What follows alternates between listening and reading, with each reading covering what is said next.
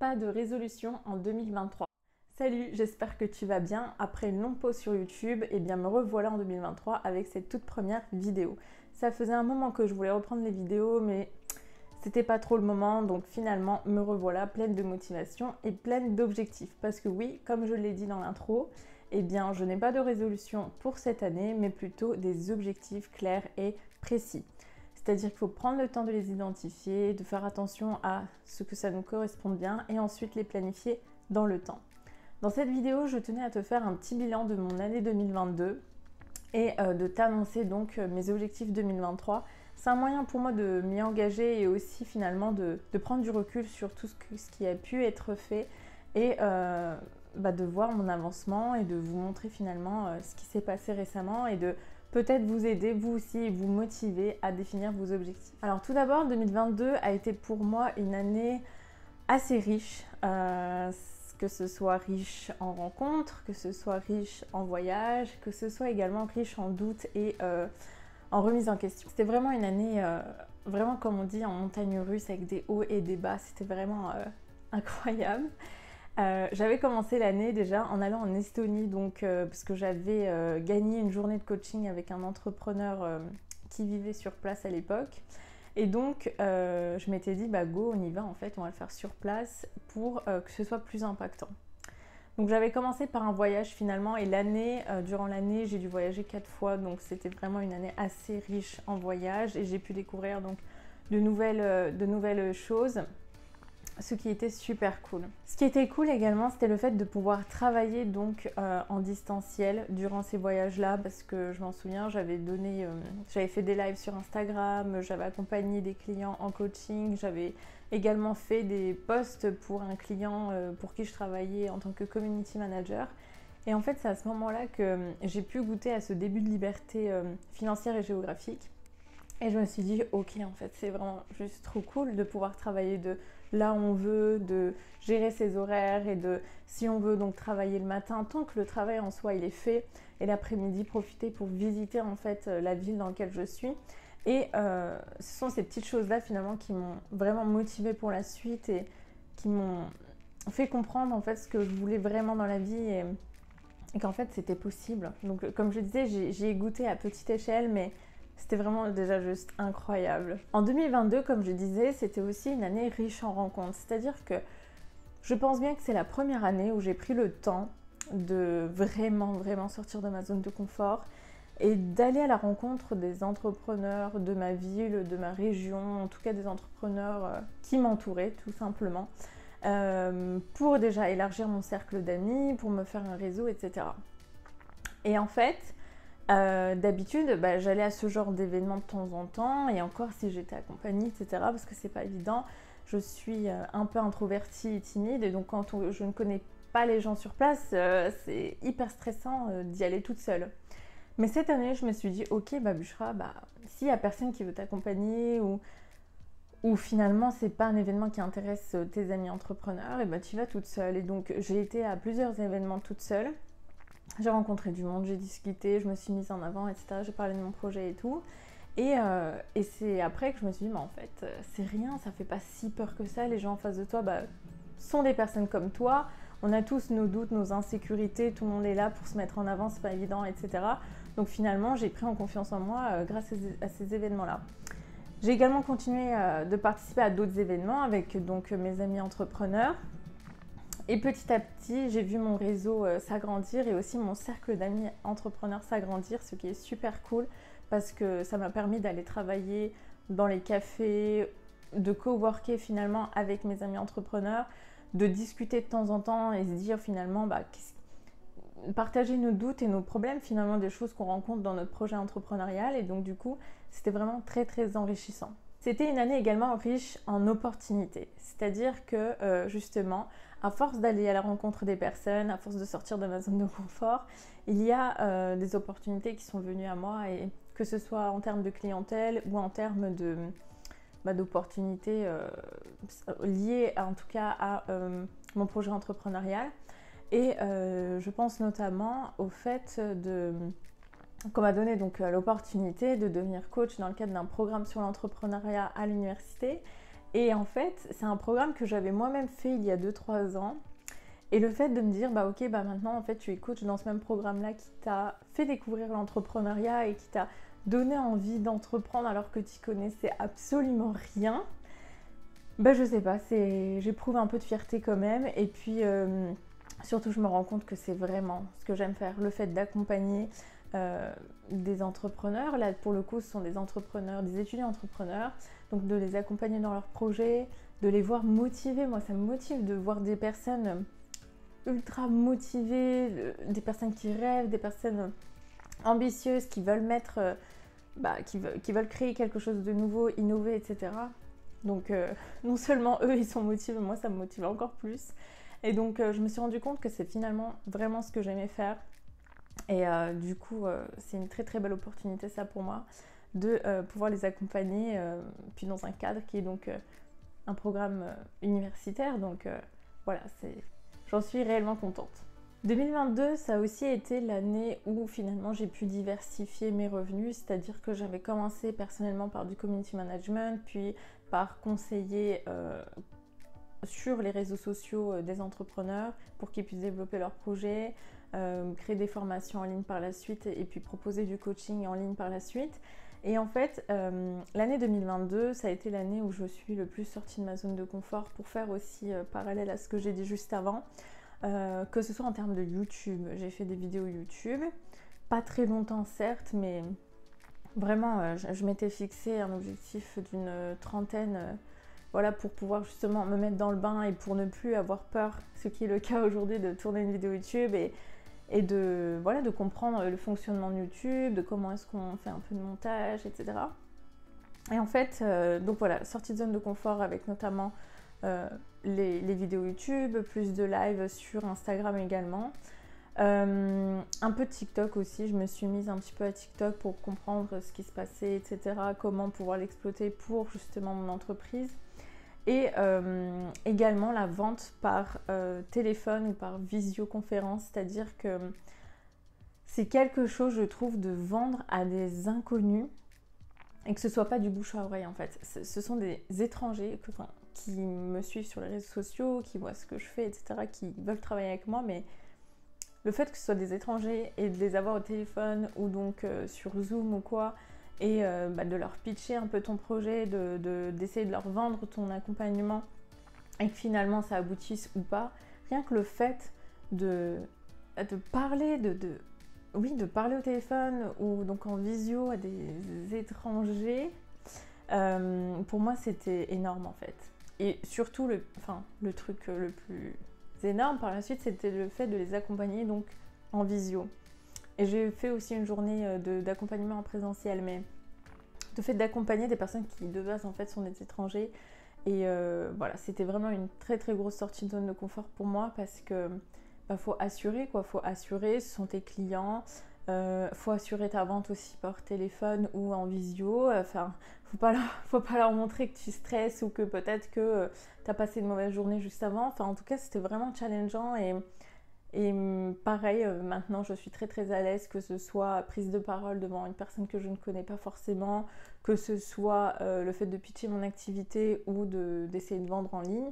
Il n'y a pas de souci et en fait c'est à force de répétition, à force de sortir de sa zone de confort que finalement on développe ses compétences. En 2022, c'était aussi l'année de l'apprentissage, c'est-à-dire que j'ai fait plusieurs formations, que ce soit une formation sur le Human Design, pour pouvoir mieux comprendre mes clients et mieux les accompagner, ou que ce soit une formation professionnelle de coaching et de préparation mentale pour avoir différents outils de coaching et m'adapter en fonction des besoins de la personne en face de moi ainsi que de l'entrepreneur tout simplement. 2022 malheureusement c'était aussi l'année de la remise en question, c'est-à-dire que il y avait pratiquement pas un mois qui se soit passé sans que je me remette en question, sans que je doute, sans que je veuille limite arrêter en fait d'entreprendre, parce que j'ai la fâcheuse tendance déjà d'observer ce que mes concurrents font. Donc ce qu'il ne faut pas faire, surtout pour quelqu'un qui se remet trop en question. Donc il faut vraiment que j'évite en 2023 d'ailleurs de trop regarder ce qui se fait et de faire les choses à ma façon. Et en fait, dès que je voulais passer à l'action, que ce soit la création d'une masterclass, je m'en souviens, j'ai mis 2 mois à sortir d'une masterclass alors que finalement, eh bien, j'ai eu pas mal d'inscrits, enfin c'était intéressant. mais je me dis, mais quel dommage en fait. Pourquoi avoir mis 2 mois pour créer cette masterclass? Et en fait, c'est toujours comme ça, c'est-à-dire que j'avance, mais vraiment très très lentement, parce que quand je veux mettre quelque chose en place, eh bien, je réfléchis énormément. Et en 2023, eh bien, je songe finalement à ne pas autant réfléchir, du moins réfléchir autant qu'il faudrait, mais pas me remettre tout le temps en question et passer à l'action beaucoup plus rapidement. Pour finir sur le bilan 2022 et avant de passer aux objectifs, finalement, on pourrait dire que 2022 c'était l'année où j'ai pu faire énormément de sorties de zone de confort et aussi énormément de tests.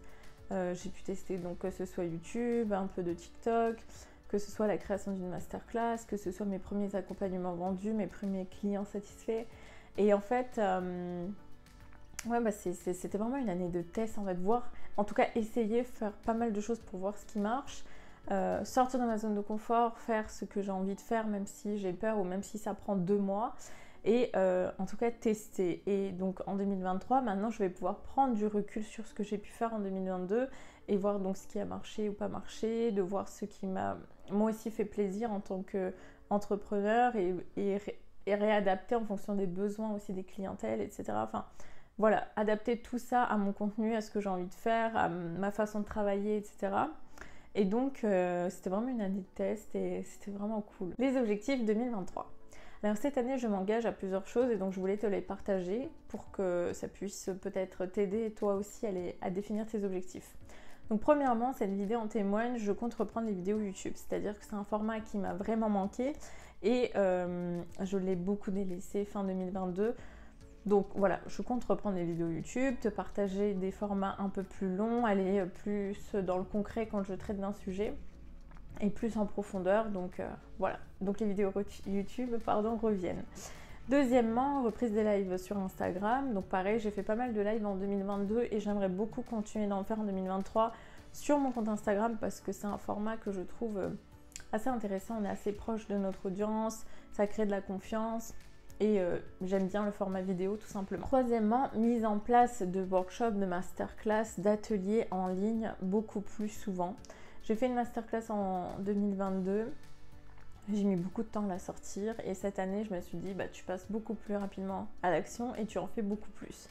Pareil, c'est quelque chose que j'aime beaucoup, donc plus d'ateliers en ligne, plus de masterclass en ligne cette année.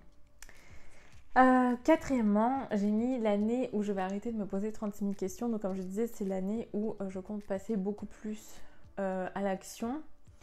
Non pas que je manque de motivation ou d'idées, etc. Mais vraiment que je vais vraiment arrêter de trop douter de moi ou du moins de me démotiver dès que, par exemple, c'est vraiment des choses, mais ça peut être un sujet que j'avais envie de traiter et de voir que un de mes concurrents l'a traité il y a 2 jours, ben je vais plus vouloir la traiter parce que voilà, si quelqu'un tombe sur les 2 comptes Instagram en même temps, ce genre de choses, ou la création d'une masterclass qui finalement, je vais mettre trop de temps à la sortir, au bout d'un moment, ben t'es plus autant excité qu'au début, enfin ce genre de choses. Donc cette année, dès que j'ai une idée et que je pense que ça va être pertinent pour mon audience, je m'engage à sortir l'idée, à créer l'idée, à concrétiser cette idée beaucoup plus rapidement en tout cas.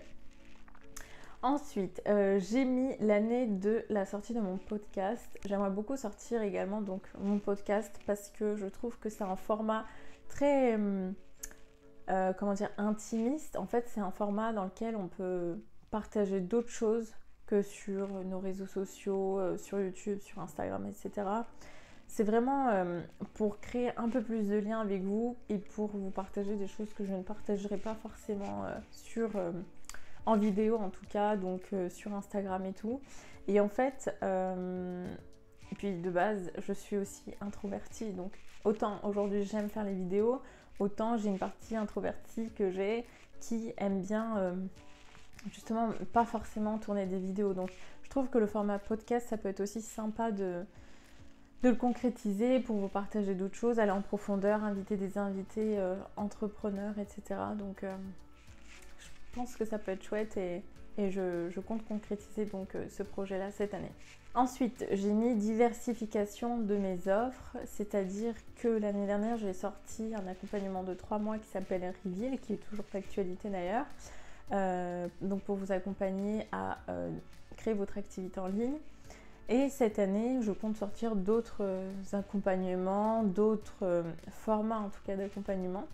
Donc voilà, donc je vais pouvoir diversifier mes revenus, mais surtout diversifier mes offres en fonction des besoins que mon audience a, et pour pouvoir vous accompagner au mieux. Alors j'ai mis ensuite reprendre la méditation et le sport sérieusement. Donc en tant qu'entrepreneur travaillant en ligne, justement, le truc, c'est qu'on ne prend pas forcément le temps de faire du sport, ou du moins on ne marche pas autant qu'une personne qui sortirait pour travailler. Et donc du coup, pour ça, il faut vraiment que je reprenne le sport régulièrement pour être en bonne santé, et la méditation qui, je pense, va beaucoup m'aider à justement arrêter de trop me remettre en question, trop douter, de faire le vide dans ma tête et de pouvoir concrétiser mes projets. Et dernier objectif 2023, je me suis mis ne pas se mettre la pression en fonction de ce qui est à la mode. C'est-à-dire que vous savez, quand les réels sont sortis, et bien qu'est-ce qui s'est passé? Tout le monde a commencé à faire des réels. Quand TikTok est arrivé, et que les entrepreneurs ont compris que finalement c'était pas juste un réseau social où il fallait danser et faire des choses cheloues, et bien finalement beaucoup d'entrepreneurs ont commencé à créer leur compte TikTok. Pareil, Telegram, c'était très à la mode à un moment, tout le monde s'est créé un canal Telegram. À un moment il y avait Clubhouse, je crois que ça s'appelait comme ça, une appli où on se parlait, voilà, une appli de, enfin oui, une application de réseau social. Un réseau social où finalement on pouvait que parler. Et pareil, c'était à la mode. Moi-même, je l'ai téléchargé. Je me suis dit, oulala, ça va être le truc sur lequel il faut que j'y sois pour pouvoir trouver mes clients, etc. Et finalement, après, tout le monde a délaissé. Et en fait, je me suis dit, bah, cette année, tu ne te prends pas la tête et tu te mets pas la pression. Si à un moment, eh bien, ce sont les réels qui sont à la mode, oui, ils ont beaucoup de visibilité, eh bien, tu vas en faire quelques-uns, mais tu te mets pas la pression à faire que ça. Si, je sais pas, la mode, ça va être... bah, je sais pas, ça peut être tout n'importe quoi, mais un nouveau réseau social, et finalement, tu te rends compte que bah, c'est pas fait pour toi, ou t'es pas à l'aise avec ce format-là, ou bah, t'as juste pas envie, en fait, de trop diversifier tes réseaux sociaux, eh bien, tu vas pas le faire. En tout cas, arrêtez de me prendre la tête. Et en fait, c'est le syndrome du FOMO, si je ne me trompe pas. C'est le fait d'avoir peur de rater en fait quelque chose.